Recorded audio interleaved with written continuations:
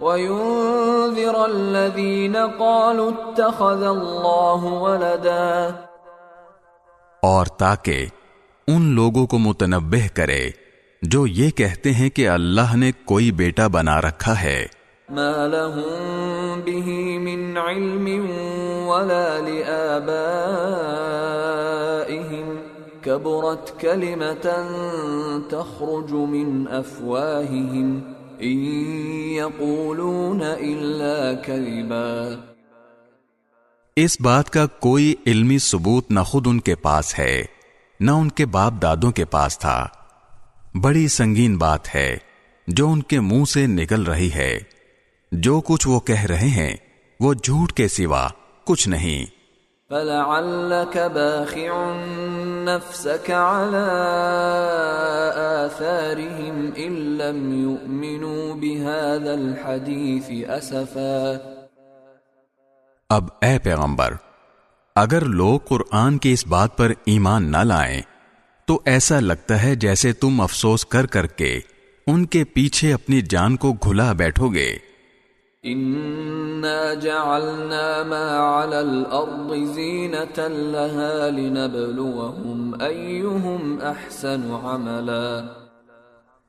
یقین جانو کہ روئے زمین پر جتنی چیزیں ہیں ہم نے انہیں زمین کی سجاوٹ کا ذریعہ اس لیے بنایا ہے تاکہ لوگوں کو آزمائے کہ ان میں کون زیادہ اچھا عمل کرتا ہے.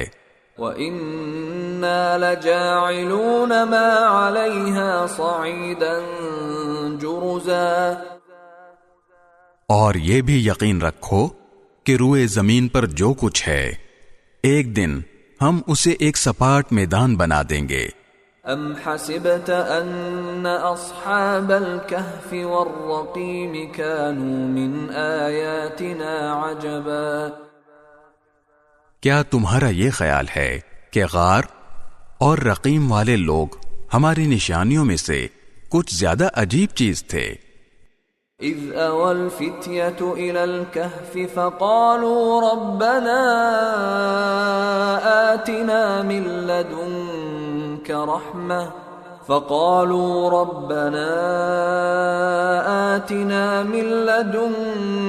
رَحْمَةً وَهَيِّئْ لَنَا مِنْ أَمْرِنَا رَشَدًا. یہ اس وقت کا ذکر ہے جب ان نوجوانوں نے غار میں پناہ لی تھی اور اللہ تعالی سے دعا کرتے ہوئے کہا تھا کہ اے ہمارے پروردگار، ہم پر خاص اپنے پاس سے رحمت نازل فرمائیے اور ہماری اس صورتحال میں ہمارے لیے بھلائی کا راستہ مہیا فرما دیجیے.